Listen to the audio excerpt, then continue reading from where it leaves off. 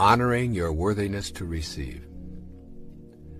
In order to become a manifester, literally taking part in the process of co-creating your life and attracting to yourself the objects of your heart's desire, you must know that you are worthy of receiving.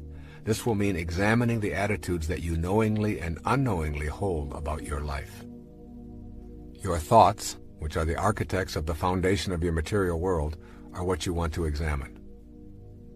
You can remind yourself all day long that the same power that brought anything into the physical world also brought you. But if you do not feel worthy, you will disrupt the natural flow of energy into your life and create a blockage that makes manifestation impossible. The fifth principle reminds you that you are worthy of abundance. If your thoughts are based on an image of unworthiness for any reason at all, you will manifest what those thoughts impart to the universal mind. The energy described in the fourth principle will align with what it is that you radiate. As a man thinks, so is he, are not just empty words. Thinking that abundance is incompatible with spirituality is a myth that influences many of us and is the largest impediment there is to feeling worthy. Take a look around your world and notice the abundance and endlessness of our universe. It goes on and on beyond our ability to imagine its vastness. This abundance flows from the same energy that comprises our fundamental essence. It is you. You are it. Material form is how spirit makes itself known to us while we are in form ourselves. Spirit manifests in trees and oceans and fish, birds, minerals, vegetables, flowers, and you. When we adopt an attitude of spirit being incompatible with matter, we are denying the spirit that is in matter as its originating energy. We also deny the validity of ourselves as spiritual beings. When we shift to seeing that together they comprise one harmonious whole, we remove the stigma of selfishness.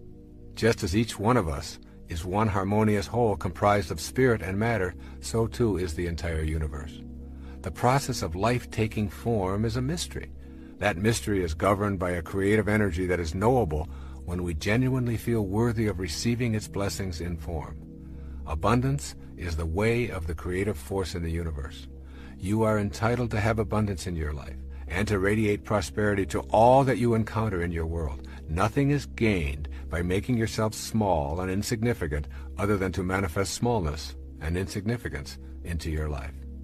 This creative source reacts to your belief in shortages with a fulfillment of your belief. So if you believe and know and are certain that you can't attract abundance into your life, but I want to tell you tonight, you tuned in to somebody who knows about abundance. I have always been able to create abundance in my life. When I was a little kid, all the other kids in the places that I lived and so on, and even when we got back at home with my mom, pop bottles. You remember soda pop bottles? You could collect them, little knee-high bottles and Pepsi-Cola bottles and Coca-Cola bottles, and 2 cents if you took them back. I was a master at collecting pop bottles. I could manifest a pop bottle just like that. It was just...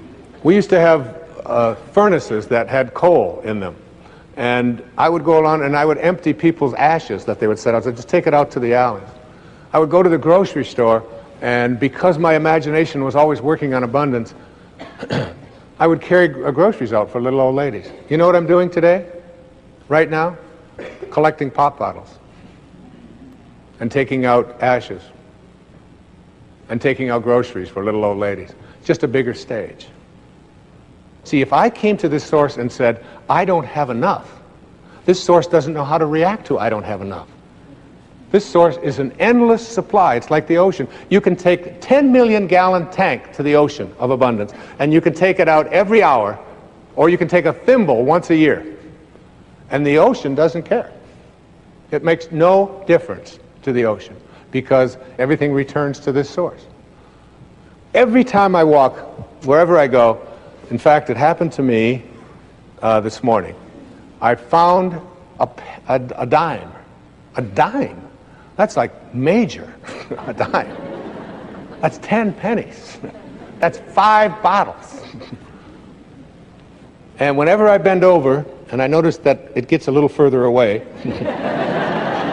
I bend over and I pick up this coin, and I always say, thank you, God, for this symbol of abundance that always flows into my life. Never once have I ever said, how come only a dime? I need $1,000. Why are you only giving me a dime? The face of abundance is like you have to come to this source not with what is missing, because it doesn't know. There's nothing missing. This source, which is the source of all, doesn't know about what's missing. When you say, please give me what is missing, it'll just reaffirm your belief in things being missing. You have to come to this source by being abundant, by being in a state of gratitude, by being thankful for all that you are and seeing yourself as attracting more and more of that and being willing to give it away.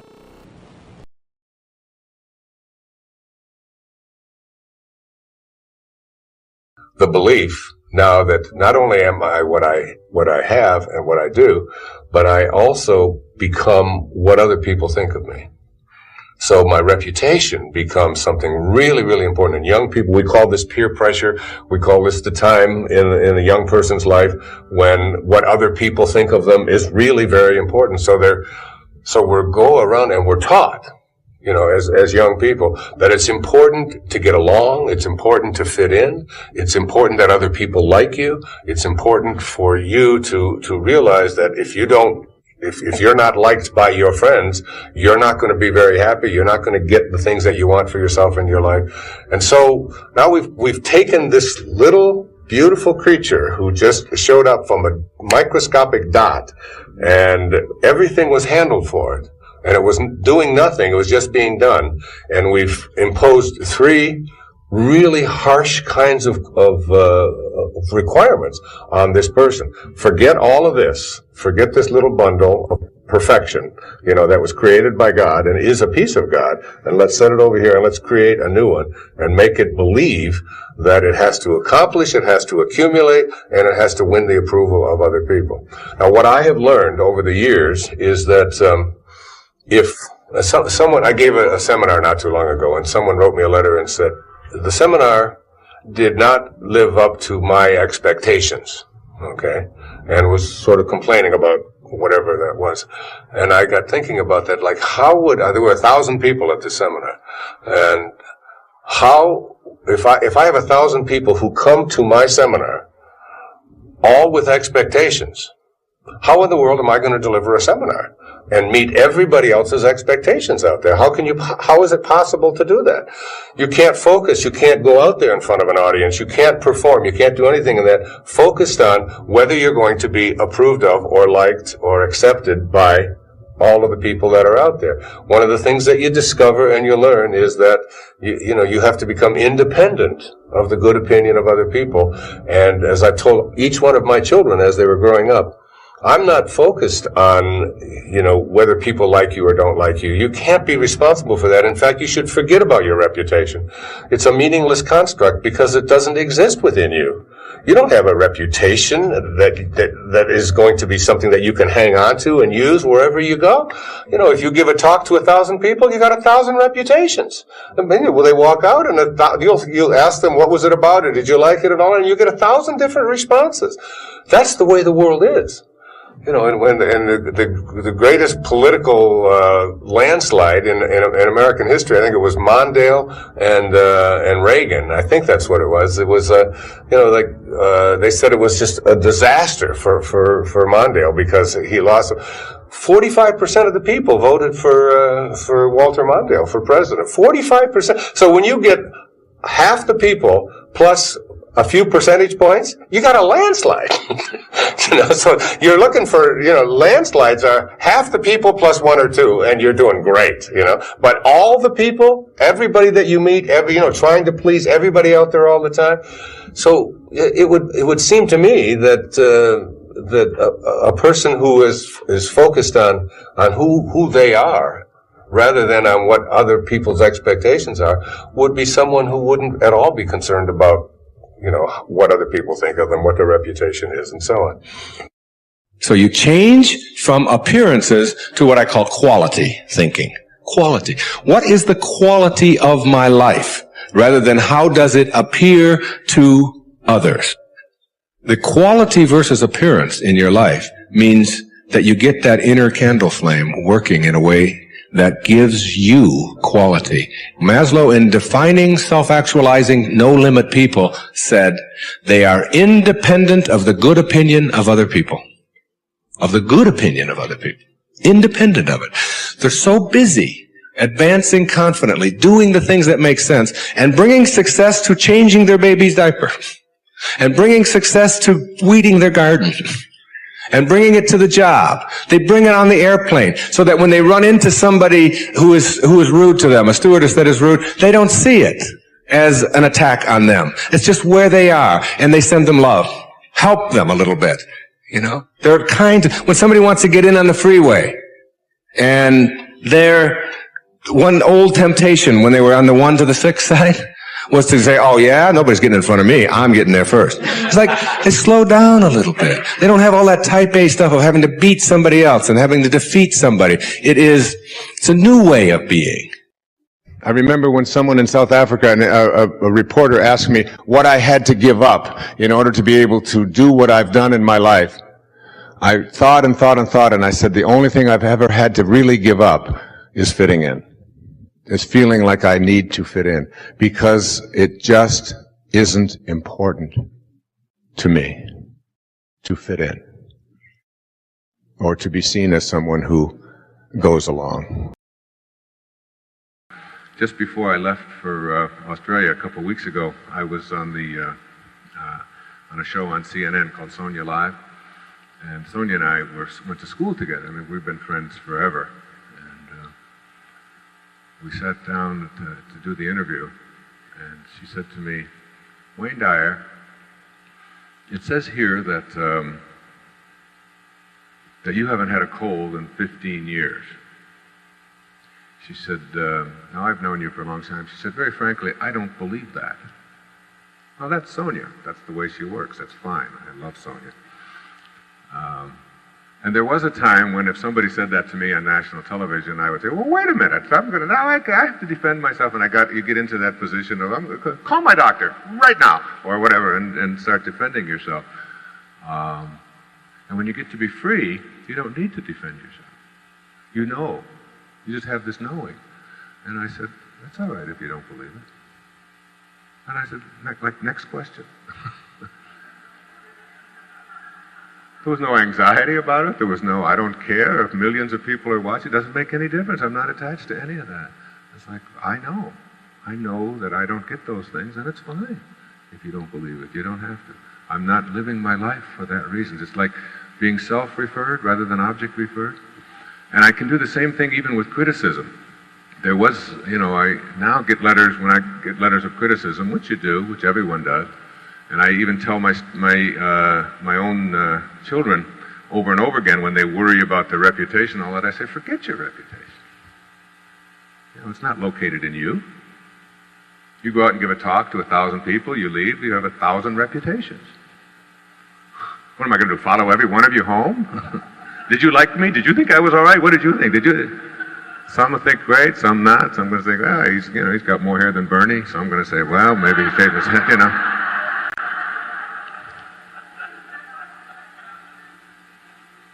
You can't be consumed with that. I say the only thing I tell my children is forget about your reputation because it's not located in you, and if it's not located in you, let it go. Don't be attached to that. But you can be concerned with your character, with who you are, and just be that and get your life on purpose. Now, I must say to you, very frankly, that I wasn't always this way, particularly about criticism. Now, when I get letters of criticism from people, I send them a free book. Another one. Or flowers, or I don't find myself needing to defend myself. You begin to change your thinking from appearances and how things look and how other people view me, okay? Because every time you find yourself upset in life about anything that anyone else has said, what you're really saying is what you think of me is more important than what I think of me, all right? So you change from appearances to what I call quality thinking. Quality. What is the quality of my life? Rather than how does it appear to others? Now, do you tell yourself that because my friends don't like me, that means there's something wrong with me? No, that's what you have to learn. That another person's opinion is just that. It's their opinion, and that's all it is. Every time you are upset, or your children are upset, because of what somebody else says about them, including their peers, what you are really saying in that moment, and this is really important, what you're saying is, what you think of me is more important than what I think of myself. And you must never give anybody that kind of power and control over you, because they will always have it. None of us are spiritually superior to any of the rest of us. We are all here on purpose, looking for a way to serve. See, we come in with nothing, and we're here, and we leave. And our life here is a parenthesis in eternity. It opens parentheses, it closes parentheses, and we go out with nothing. And this is an intelligent system that we're in. So in an intelligent system, when you come in with nothing and leave with nothing, the reason for being here has to have something to do with the opposite of getting. Because getting means trying to hang on to it. And that's an illusion. It's not real. It isn't real unless it never changes. And everything that you want to hang on to is. So that the only thing you can do with your life is give it away. And when you know that you're here not to get, but the opposite of that, to give. My mantra before I come out on a stage like this is, how may I serve? I started at 5 o'clock. And I said it until 20 to 7. Over and over and over again in my hotel room. How may I serve? How may I serve? How may I serve? How may I serve? How may I serve? That's what we're here for. If you understand this simple premise, that we become what we think about, as it says in the Torah, as it says in the Old Testament, as a man thinketh, so is he. As a man thinketh, so is he. We are the products of our thoughts. If you get that simple little thing that I started out with and that I hammer in every book I've written and every talk I've given, every tapes I've produced, we are the product of our thoughts. And our thoughts are very, very powerful. See, if your thoughts are on what you intend to manifest into your life, you can't do anything but do that. If your thoughts are on what is missing in your life, how much of your time do you spend focused on or thinking about what's missing in your life? The money that you don't have, the unhappiness the lack of happiness in your relationships that you would like to have, your health and the absence of the kind of health that you would like to have, the purity of your body, the fact that you've let it become overweight or you've let it become addicted to substances or nicotine or coffees, or you're not living the purified life. What is missing? If your thoughts are on what is missing, and what you think about is what expands. And there's something, Hawkins speaks about this brilliantly in The Power versus Force. If your thoughts are on what is missing, what you create is an attractor energy to have the universe respond back to you with whatever it is that you think about. This is how it works. It's the law of attraction. It's a very simple thing. Remember in that observation of Patanjali, he said, when you become inspired, dormant forces, faculties, and talents come alive. In other words, there are forces out there, outside of you. There's energy fields outside of you that are capable of joining with you and attracting into your life what you want. Carl Jung called it synchronicity. It's a consciousness in which when you put your thoughts on something, and every one of you have had this experience, the experience of thinking about someone and not being able to get your thought off of that person, and then going to the telephone and picking it up and saying, oh my God, I was just thinking about you. How many have had that kind of an experience in your life? As you look around and you think, well, and what do we attribute that to? We attribute that to what? Coincidence, don't we? We just say, well, that's just a coincidence. It's weird. I don't quite understand it. I'd like to be able to harness it, but it's just weird that it happens. But the word coincidence comes from, it's a mathematical term. In geometry, two angles that coincide, that's where the word comes from, coincide. Two angles that coincide are two angles that are said to fit together perfectly. That's what an angle that coincides with another angle is. Coincidental angles fit together perfectly. We have taken a term that means something that fits together perfectly, and we have assigned to it something that accidentally just happens to happen. I'd like to suggest to you that synchronicity, that is the ability to put your thoughts on what it is that you intend to create rather than on what is missing, is a way of attracting what is missing into your life. Now, you can continue to either attract what is missing into your life, or you can attract what you would like to intend into your life. It's just a matter of shifting the emphasis. If your thoughts are on, if you talk to other people about what is missing, if you use terms like, with my luck, this probably won't work out. I was changing planes in Dallas, flying from Fort Lauderdale to San Francisco. The woman sitting next to me, we came in, we had about 10 minutes to make our connection. And she stood up and she said, as we were gathering our belongings and everybody was trying to get off the plane, you've all had that experience, and trying to make the connection, she said, with my luck, I won't make my connection. And I thought to myself, why would she have evolved into a person who would project out into the universe, into the world of unlimited energy? Why would she project the idea that with her luck things won't work out? Where did that come from? Why would we have that kind of an energy concept? Because my response back to her was, well, with my luck, I will make my connection. I intend to make my connection. And she said, you can't make a plane that is pulling out stop from pulling out. I said, I absolutely can.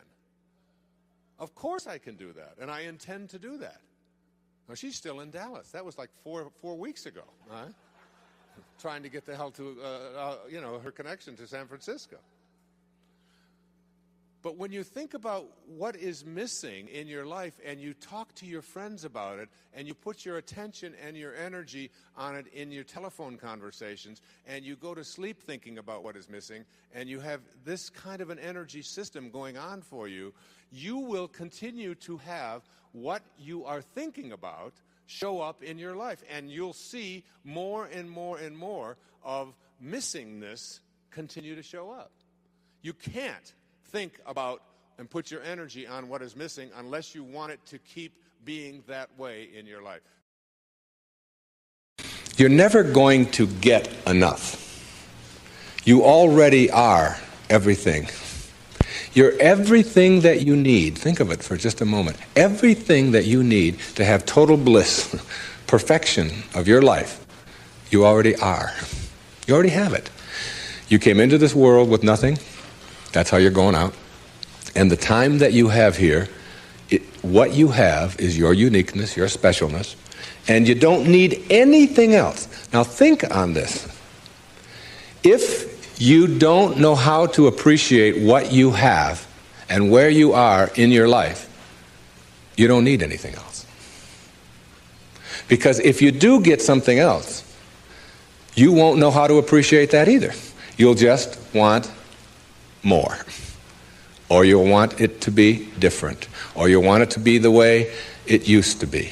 Or you'll want someone else to be the way you think they should be. Successful people or no-limit people or self-actualizing people or inner-directed people, whatever labels that have been put on them by great thinkers and philosophers and therapists and people that have looked at human beings, these kinds of people are people who always have enough. There are some people, if you invite them over and you say, I'd like you to come over tonight, and I'd like you to stay over if you can, instead of having to drive back. And they'll say, well, can you stay? And I say, well, I don't know if I can stay or not. Well, you could sleep on the cot. Oh, no, I could never sleep on the cot. I can't sleep on cots. I got a sciatica. Don't you know that I have back pain and cots? No, that's out of the question. I couldn't sleep on a cot. And what about breakfast? Well, we don't have any food, but we have some old grapefruit that are in the refrigerator. They have a few spots on them. Oh no, I could never eat grapefruit. And spots? No thanks. I can't eat grapefruit spots. I just couldn't do that. You know. And these are people who never have enough. They are not able to be flexible and to change. And there are other people, if you say, would you like to sleep over? We got a place in the sewer. Hey, that'd be great. I can handle that. No problem. I slept there before. It's all right. And all we have is grapefruit. Oh, I love grapefruit. Well, there's got spots on them. Oh, I really like grapefruit spots. Those are terrific. I'll go for those. There are some people who can handle anything, not because their circumstances are different. You see, your circumstances have very little to do with your fulfillment in life. Very little. It's how you're approaching your circumstances. It's your attitude towards your circumstances that make all the difference in the world. And taking what you are and accepting it. Daughter helped me with being bald a long time ago. She said, Dad, you're not really bald. Don't think of yourself that way. She said, you're just about this much taller than your hair. That's all. Just sort of a nice way to look at it, too. I just sort of outgrew my hair. I sort of transcended my hair, if you will. All right? No limit people are human beings who take what they are and accept it. And don't tell themselves that somehow they're deficient because of anything about themselves. This is a very crucial concept for me and for virtually all of us. It's this idea of taking your life in your own hands and being the kind of person that you choose to be, and understanding that everything that comes your way is an opportunity, is a blessing. And it wasn't until I learned how to celebrate virtually everything that came my way that I was able to transcend it. You see, everything that was given to us by God, whatever that is perfect. No one can deny the mountains are perfect and the rivers are perfect and the birds are perfect and the hippopotamuses are perfect and so on. This is just what was given to us. Everything else that you have on our planet, that we have on our planet, comes about as a result of thinking. Thought makes it so. All right? This microphone comes about as a result of thinking. Somebody imagines it. Somebody then tells somebody else about it, and it creates it. The dress that you're wearing, this shirt that I'm wearing, the shoes that you have, the stage, these cameras.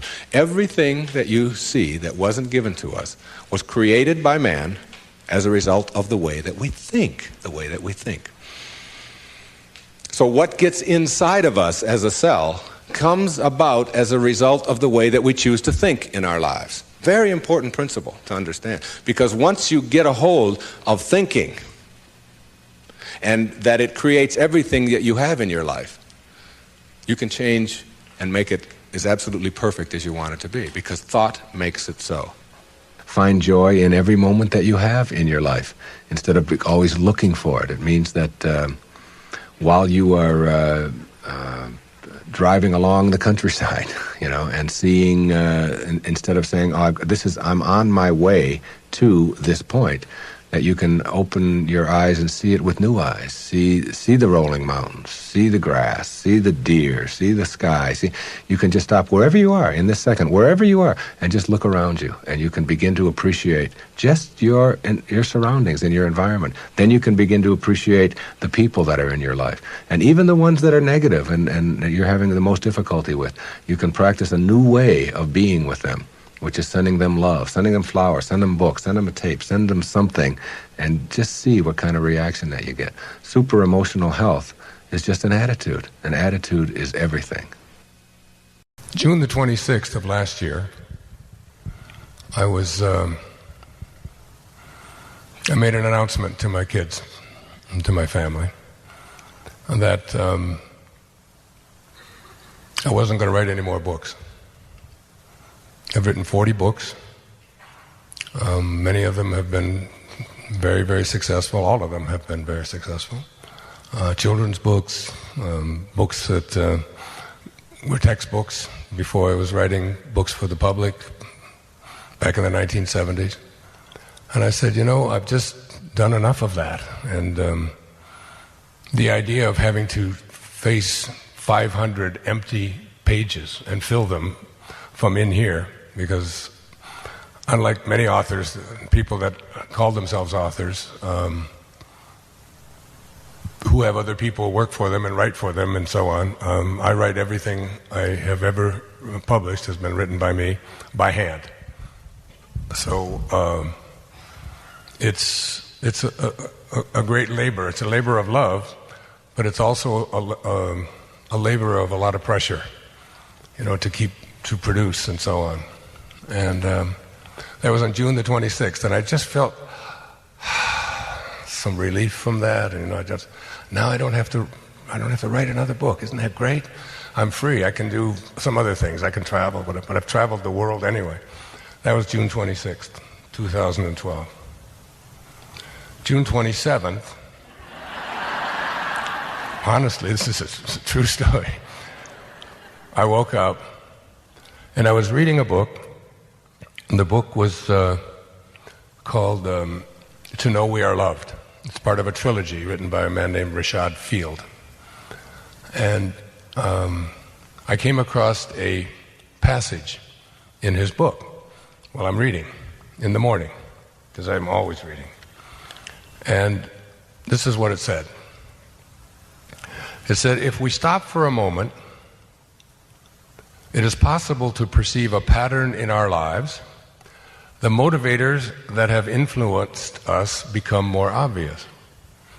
We are able to see life unfolding from both ends at once, coming into the present moment. But until we get to a certain point of realization, this is not possible, because everything is still seen as a series of apparent causes and effects. Now, that may not mean a lot to you, but that jumped out at me, and it became a guiding principle for me. So I want to say it to you again. If you stop for a moment, it's possible to perceive a pattern in our lives. The motivators that have influenced us become more obvious. We're able to see life unfolding, and this is really underlined here, from both ends at once, coming into the present. But until we have got to a certain point of realization, this is not possible, because everything is still seen as a series of causes and effects. So that, and then he began to talk more in there about time.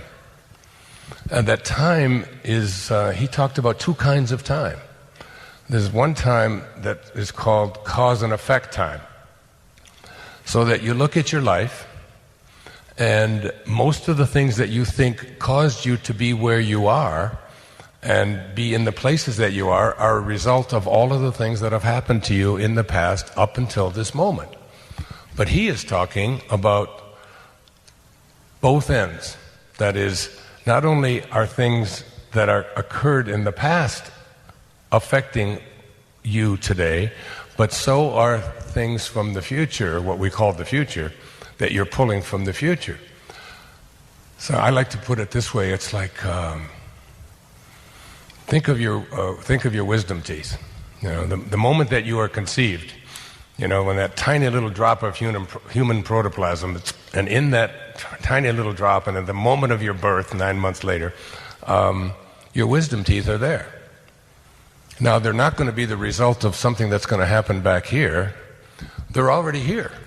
They just haven't manifested yet, so you will pull your wisdom teeth out of the future. Literally, 20 years from now, those things will show up, and you'll be pulling things out of the future. So he said this is like cause and effect time, and things are not only taking place in your life that happened in the past, but you're pulling things out of the future. And then he talked about another kind of time that he called eternal time. And eternal time isn't represented by a horizontal line of cause and effect, but by a vertical line that goes from you to God. or to your source of being. And this eternal time is something that is, I have a quote. I wrote a few things out to say tonight. He said, Thomas Traherne, a famous 17th century, not so famous, 17th century poet. He wasn't even discovered until the 19th century. He said, this moment, the moment that you're in right now, exists in infinite space, but there is a space also wherein all moments are infinitely exhibited, and the everlasting duration of infinite space is another region and a room of joys. A room of joys. So that there's something called eternal time. And eternal time is when everything in your life is taken care of for you. And I started writing about this. I started looking at my own life as a tapestry, and that there have been forces at work in my life that were preparing me for this moment, right here, right now, talking to you. And while you're going through them, you're not aware of them. It's only when you get to a place where you can step back and look at these, all of these events, that you begin to realize that I've been in some kind of training for everything that I've done, and I think that I'm the one who's making these choices all along. At any given moment in your life, you are choosing between two pictures or evaluations of yourself. Your choices include the one offered by your soul or the higher self, which I think of as the voice of God, and the one offered by the ego, or your false idea of yourself. You decide how you view yourself and how you view others as well. Essentially, you accept either ego's picture of yourself and others, or that of your higher spiritual self. In every moment of your life, you have the option to choose peace for yourself. The ego wants you in a constant state of agitation to keep you from embracing your higher self.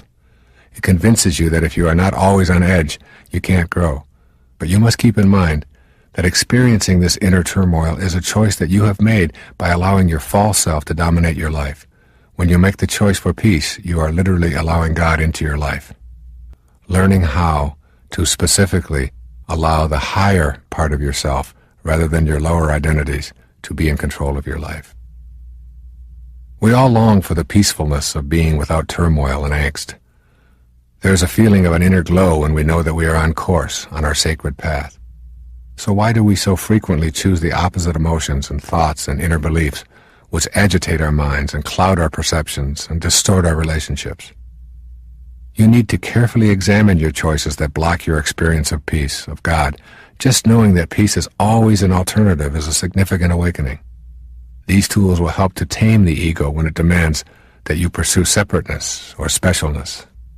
Replacing the turmoil that you so often choose is then a simple matter of allowing your higher self to take over in any situation where you are about to allow turmoil to enter. Your ego will push you in the direction of the fight, away from peace. You must be ready to see it as it is about to happen and invite your higher self to send your ego a not wanted right now message. I'm fond of this A Course in Miracles quotation concerning ego replacement. You will not find peace except the peace of God. Accept this fact and save yourself the agony of yet more bitter disappointment, bleak despair and doubt. Seek you no further. There is nothing else for you to find except the peace of God. When you have an absence of peace at any time in your life, know that your ego, the false idea of yourself, is what's really responsible. Keeping in mind that every thought has a physical counterpart, you can see that an ego-produced constant state of tension that comes with proving yourself, hurrying, chattering, worrying, chasing, acquiring, and competing also involves tension in the body. High blood pressure, ulcers, skin disorders, headaches, back pain, and even more serious ailments such as cancer, strokes, and liver disorders are the payoffs for the dominance of the ego. These disorders manifest because you allow ego to create turmoil to avoid the peace that is found within. This awareness of the ego's program should help as you move toward restraining ego and getting to know your higher self. The ego, that false idea that we all have of ourselves, wants to maintain this persistent state of inner confrontation for some very solid reasons. When you understand your ego, you are much more apt to work at restraining it. When you know why your ego behaves as it does, You will then be able to make the adjustments necessary for your higher self to have a greater influence in your life. Here are some of the most obvious reasons why your ego keeps you in this state of turmoil rather than peace. Most important, your ego has been with you since childhood. It has been nurtured by almost everyone you've ever known. Generations of those nurturers have also been dominated by their egos. Your ego wants to survive. If it can keep you in a state of inner turmoil, it will block you from knowing your spiritual self. From the ego's perspective, God is a huge threat, so it will do all that it can to keep you from experiencing that inner peacefulness where God's voice is so beautifully clear. Your ego does not want you to change. The idea of yourself as self-important and special nourishes ego, keeping it healthy and operating at full strength.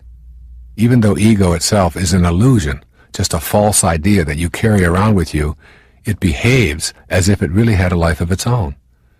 Your ego will make every effort to convince you that you do not need to change. In fact, if you're asking yourself why you shouldn't feel special, you are listening to it right now.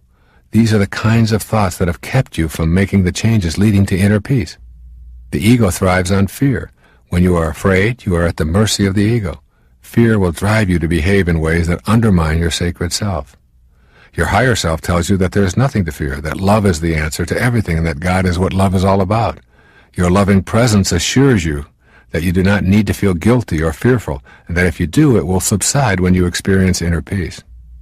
When you experience love within, you have no guilt and no fear. You know that everything you are experiencing is in order, including your woes, which are your greatest teachers, and the death of your body, which is ordained for all the world of the manifest. You know that death is a reward, not a punishment. Therefore, you have nothing to fear unless you listen to your ego encouraging fear and dismissing God. Your ego wants you to be on the move, looking for more things to consume and more possessions to own. The more you are on the move in your life, the less time you will have for knowing your spiritual base. Ego cheers you on to stay busy, to keep moving, and to avoid the inner quest where your ego faces restraint. Your ego wants you to face outward. It wants you to continue facing the wrong way so that you cannot experience the presence of God in your life. By facing away rather than inward, you ensure the strong presence of your ego forever. The consequences are that you will continually feel the pressure to compare yourself with others, the need to defeat others in order to feel powerful or even worthwhile, to have more and better toys, to accumulate more trophies. All of this facing outward is the work of the ego. When you refuse to listen, it shouts that you must be upset when others get ahead of you, that you are worthless when you lose, that being number one is more important than anything, that to settle for less is to admit to being a loser. All of these beliefs are deeply ingrained within you. It is very difficult for you to even imagine not having them because the work of your ego and the egos of so many others have been working overtime, convincing you that this is the only way to be. Facing outward brings about a sense of inner conflict and agitation that keeps you pursuing the gold stars that the ego offers. These are a few of the more obvious payoffs your ego uses to keep you in a confrontational rather than a peaceful mood. Keep in mind that you can restrain this ego simply by the power of your own will. All it takes is a determination to live by the dictates of your higher self and a willingness to act on that determination rather than succumb to the easier path of the ego. So what are your thoughts on the law of attraction? When I do it, I feel like I'm somewhat of the doer. On the law of attraction? And the terms, we're not the doer of anything. We're not the doer, but in the law of attraction, when I practice that, it feels like I am a doer because I'm trying to attract something. Right. Our minds are very good at convincing us that we are the doer. Because this ego is the only thing that we've ever lived with from the time that we showed up here after we left those first 9 months. So you're never going to get yourself convinced that you're not the doer, because the only thing that you have to convince yourself that you don't have an ego is your ego. That's what you have to work with. That's all you have to work with. So you have to become like the observer to the ego and look at it from the perspective of I know what I'm being told, that I'm really doing this, but there's really a part of me that knows that all of this is being done by something that is much greater, much bigger, much more divine, much more powerful than I am. This puny little ego of mine is something that I just have to play with all the time and stop convincing myself. So as you do this, this law of attraction begins to work, I think, at what I call a spiritual level. And at the spiritual level, as your thoughts move up from it's me that's doing this to it's just happening to it's God who's doing all of this, it's the Tao at work. As I move up in these thoughts, I just start noticing. I can't explain it. I don't know why. I don't know how it all works. But I begin to see that the universe or God or soul begins to send me the right people, the right messages. Things start fitting in where they didn't fit in before. The financing begins to show up. And you just start noticing that. And instead of judging it or trying to figure it out with your mind and with your ego, with the doer, you just stay in a state of gratitude for all of it, saying thank you. Thank you. Again, one more time, thank you. I do it every time I see a coin on the ground. I think of coins as just symbols of abundance. And every time I pick one up, and all my kids say the same thing, thank you, God, for this symbol of abundance that continues to flow into my life. Thanks. Do you have any comments on that? Or? Well, for me, the law of attraction is, for me, I'm attracted to everything and everyone. And I would question any thought I would have that would separate me from you. And not waiting for that special someone, that special something, it's just to love what is right here, right now. And in that, your eyes are so open, you can see all of the options because you're not at war. Peace it's underrated. There's nothing more exciting than peace. And so I look forward to meeting someone that I'm not attracted to, and it hasn't happened for a while. There's a wonderful line in the Tao that says, a bad man is a good man's job, and a good man is a bad man's teacher. So that everyone out there that we evaluate to be bad, that's just our job.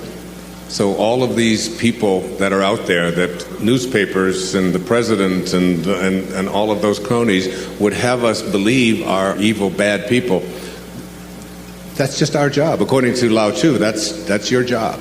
Our job is to bring them around, to bring them into a place of love. And for all the bad, what we call those bad, we are just the teachers. We are their teachers. As a human race, I have found things that we have in common, so I know we can agree. And that is, we all agree, like it's a table, it's a microphone, it's a glass, it's water. I call them first-generation thoughts. And when we're in love with what is reality, first-generation thinking, then the mind is free to be its infinite self, and there's nothing it can't do. It can even end war on this planet, and that's very exciting. If we didn't believe what we thought, we could clean up the planet. We could get rid of bombs. They would no longer be necessary.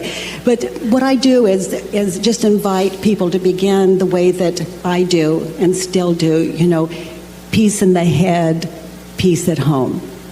Yeah, to begin there. Just looking at it with new eyes. I'd always loved Rumi, one of my favorites of teachers, philosophers, poets. And he said, talking about just looking at the world in a different way, he said every tree and branch was dancing, those which average eyes would see as fixed and still. You get just a new vision. And that new vision, I think, is one that if enough of us have it, well, you even said even if just one of us has it, then that's enough to transform the whole world.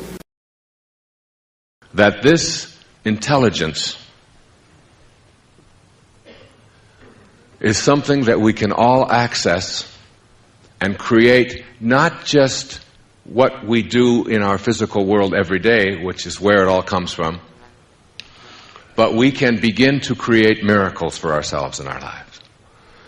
Aldous Huxley, in the Perennial Philosophy, he talked about 3 things that all ages of man and all civilizations since the beginning of time all have had in common about what I'm talking about here this morning. All ages, all civilizations, from the ancient cavemen and their totems to the African traditions, to the New Guinea traditions, to the European and the Eastern traditions, and the Indian and the Japanese tradition. And these are people and places that have never intersected with each other in a physical way. All of them have had what Huxley called three things they have in common. If you look at the philosophers, the people who have spoken for their people at that time, they've all believed that there is an invisible intelligence beyond the world of the changing. All ages of man, somehow, their most enlightened beings know this. There is an invisible world beyond the world of the changing. Number two, all ages, all civilizations who've never intersected with each other have all believed that that invisible intelligence is a part of every single human being. All ages. That it isn't something that is some people get and some people don't. It excludes no one. And three, all ages of man have known and believed that the purpose of life is to discover God, or to discover whatever it is that you want to call that invisible intelligence that suffuses all form in the universe and allows not only you to take notes and to ice skate after 34 years of being away from them, but it allows the flowers to grow, and it allows the planets to align, and it allows the whole thing to exist. So if you want to call it God or soul or spirit or consciousness or Ralph, it doesn't really make any difference what name you put on it. It is not what you call it. It is in every one of us. We all have it. We couldn't be here without it.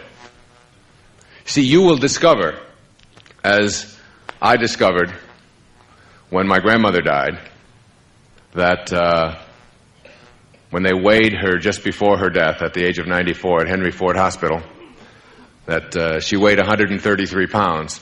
And then after she died, and there was this package, this container left that they were preparing to embalm.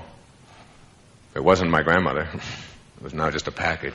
That it weighed 133 pounds as they waited for the death certificate. Powerful metaphor there for me in that moment was that whatever it is that constitutes your very life, it doesn't weigh anything. When life leaves the package that you showed up in, the package weighs the same. So your life is something other than the package. And when you get that, you understand that who you are is really this soul with a body, rather than this body with a soul. Or as I said, and you'll see it when you believe it, you're a human being. You're not a human being having a spiritual experience. You're a spiritual being having a human experience. But the quality of that human experience is dependent upon how able and willing you are to make contact with that invisible intelligence that suffuses you and all form in the universe, that is independent and outside of this physical form that you showed up in. This physical form that you showed up in was all handled for you in a split second. All handled in this infinitesimally tiny speck. In this little speck, when two little drops of human protoplasm collided, everything you needed for your form was handled for you. And you can't even begin to comprehend it.